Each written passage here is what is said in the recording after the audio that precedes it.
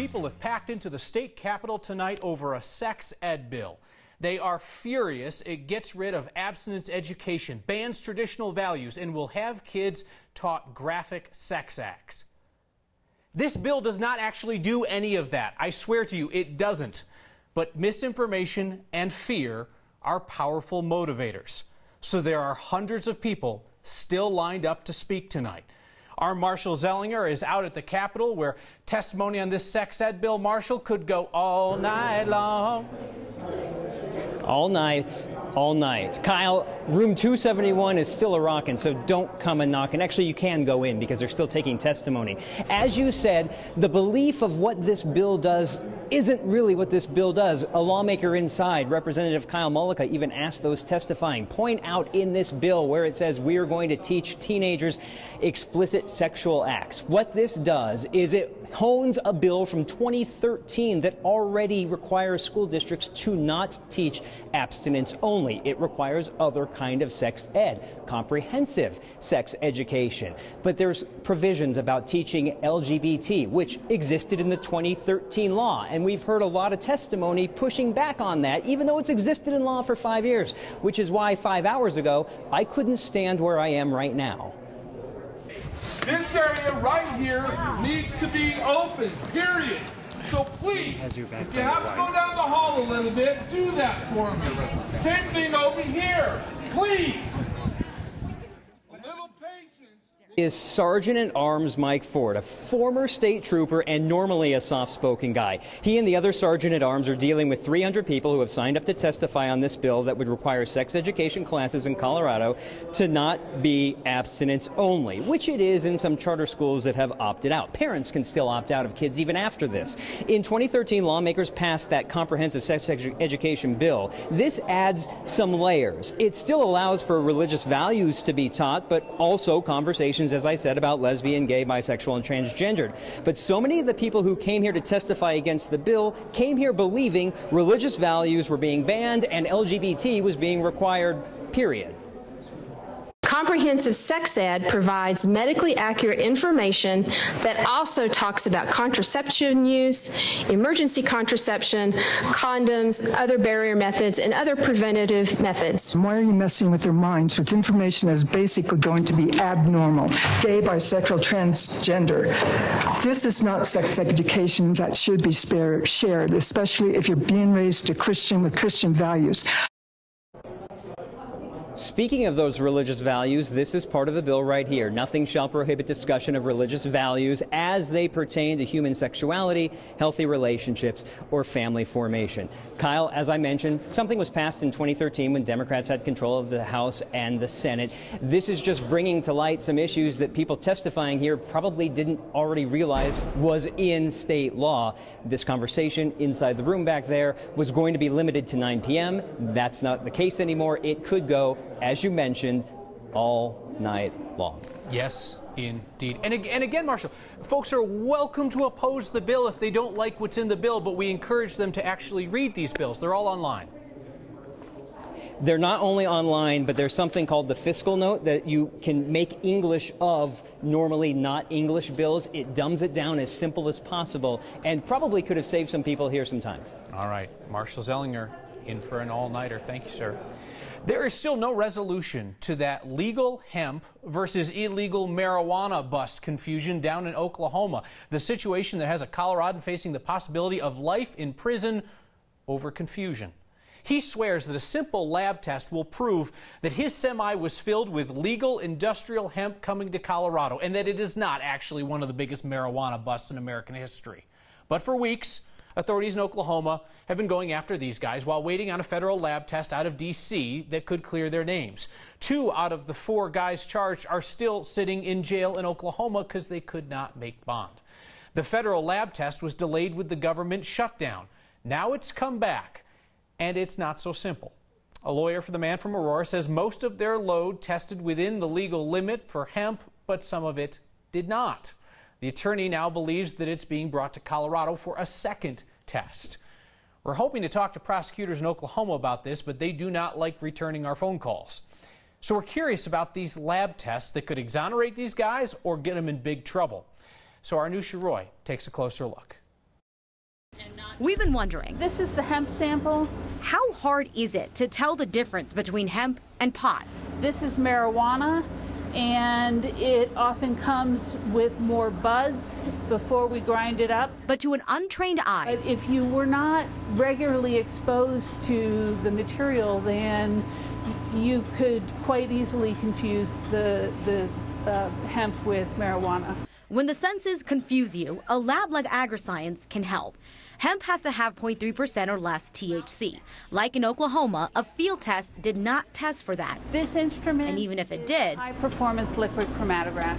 Dr. Claire Oman said it might not be accurate enough. It takes a solvent and runs it through a column. Based on the area of those peaks, you can tell how much you have in a sample. Basically, it's marijuana and hemp, and scientifically they are two different species of plants. The same way, like you have Homo erectus versus Homo sapien. They're very similar. They've talked about this before. They are two. In a rush, the test can be done in a day, but usually takes 2. If I saw someone submitted a hemp sample and it was coming off at over 10% THC, I'd probably call them and be like, hey, I think someone sold you marijuana instead of hemp. And how it's tested makes a difference because different parts of the plant can have different percentages of THC.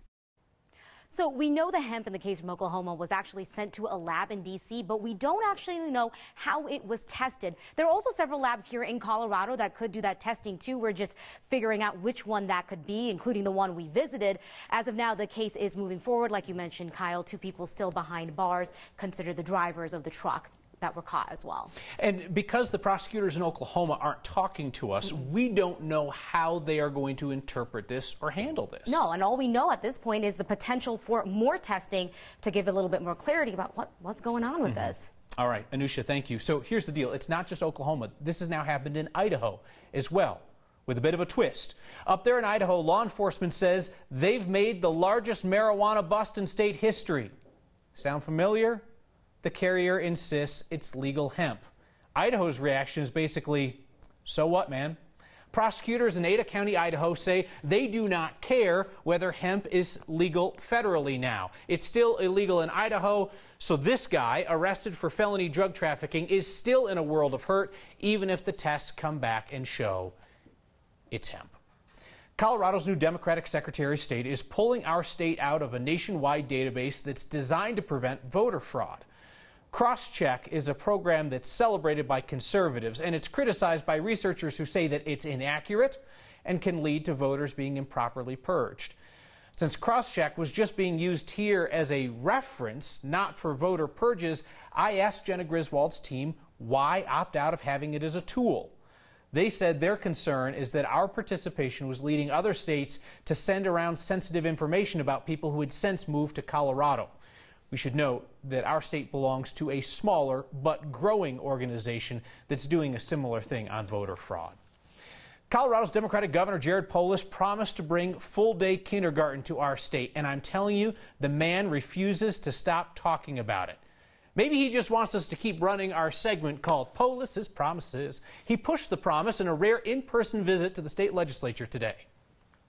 This is my 7th year here, and this is the first time that we've had a governor that took the time and the courtesy to come and talk to us. Governor Poliss was at a meeting with the Joint Education Committee this morning discussing his proposal with the people who he needs to vote for it. Poliss wants the state to spend $227 million to cover the free part of his plan.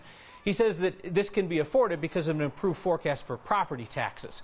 According to the governor, he says the plan would free up $100 million that local school districts are currently using for half-day kindergarten, and that could be used on reducing class sizes or better paying teachers. The Democrats on the Joint Budget Committee are expected to support the governor's plan, though you hear them talking about being mindful of other places they could spend the money, like on transportation. It is a walk of honor, a solemn experience for all who witness it, though few of us will ever see it. Happened at a hospital down south. 22-year-old man from Pueblo died after being trapped in an avalanche near Taos. His life will save others through organ donation. The University of New Mexico Hospital down in Albuquerque wanted to make sure that Corey Massari was honored for donating his organs. Medical and support staff at the hospital lined the hallways, and they stood in silence as his body was moved from the ICU to the operating room for the recovery of his organs. That walk of honor was the first to happen at the University of New Mexico Hospital.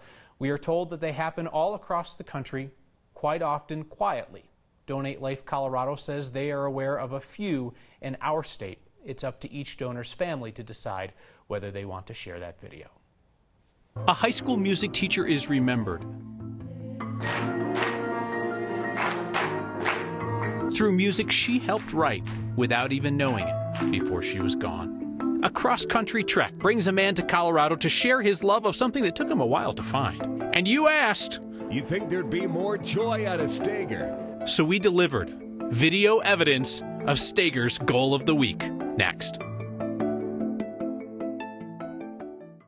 Hey there, everyone has been buzzing about the polar vortex across the upper Midwest to the Northeast. So a compare and contrast for you. Right now, our wind chill here in Denver, 26. Our friends in Chicago, 37 below, what it feels like to expose skin. Not only them, but you can see folks in Minneapolis, Fargo, Bismarck looking at readings well below zero. Tonight, we still are keeping a close eye on the wind chill warnings, the advisories too, stretching all the way up into New England. The good thing is the heat is on for us here in Colorado, and that heat will slowly migrate further east through the weekend, so relief is on the way for them. Tonight we're down to 20, teens and 20s across the plains with some spots up in the mountains in the single digits. But high pressure starts moving in. That's what will bring a nice little warm up our way. In fact, we're talking about temperatures in the mid to upper 50s the next couple of days. Mostly sunny skies here in the metro area, 30s and 40s going up in the mountains. We hit 58 Friday, 62 on Saturday, and a storm system moves in Sunday. Little rain, little snow in the late afternoon, early evening, and then some slightly cooler temperatures arrive next week, Kyle, with the potential for a bit of snow coming our way next Tuesday. Thank you, Danielle. Students and staff at Rock Canyon High School and Highlands Ranch did not get to say goodbye to Polly Poindexter. School's registrar died over the summer after an unexpected cancer diagnosis. She left something behind that is giving those who loved her a way to sing what they wish they could have said. Right, okay, ready?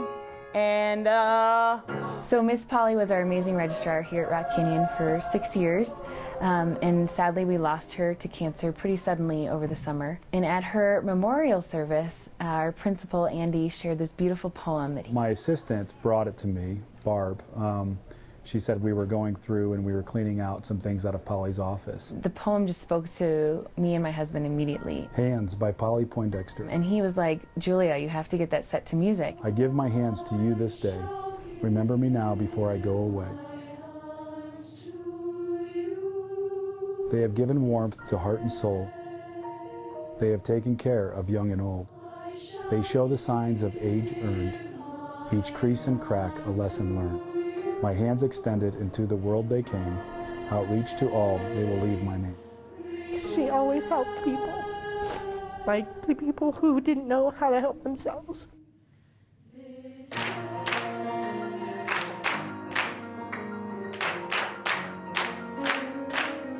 I can honestly say that there's a chance that I wouldn't be here today if it weren't for Miss Polly. It's definitely an emotional piece for me to sing. This is a way of remembering her. So many of these students could have failed, and they had lots of excuses to fail. I moved my junior year, I'm a foster student, I don't have friends, but she made all of those excuses sort of go away, and they felt welcomed, and therefore they're successful, and that has carried them forward. So I think she was a very special person that way.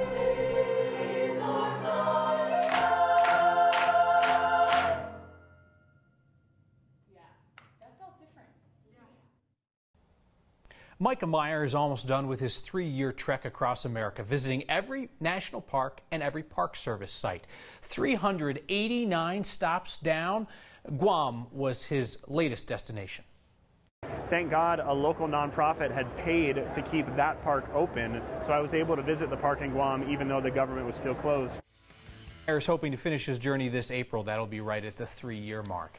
He's not in Colorado to tick off one of our 4 national parks on his list. He had them all already. He is here to encourage more people in the LGBT community to get outdoors. Our photojournalist Mike Grady caught up with him today. Hear that? Sounds like Capitalism. From chicks dancing in flannel to bearded dudes hawking swag, the outdoor retailer Snow Show has plenty of what you'd expect to see. But that's not what Micah Meyer came here for. So I'm here to talk to brands to see if they are marketing to LGBT people or not, and if they aren't, kind of tell them the benefits and the reasons they should be, the money they're missing out on this pink dollar. So I didn't have any role models growing up. I didn't see anyone like me who was outdoorsy and also happened to be gay. He's sharing his story with all the vendors that'll listen. For the past 3 years, I've been driving around America, setting a world record as the youngest person to visit all of America's 418 National Park Service sites. Basically, I discovered that being gay in the outdoors industry is sort of a novelty. Do we have an opportunity to do better? Absolutely. Deanne Buck is with Camber Outdoors, a nonprofit working to diversify the outdoor industry.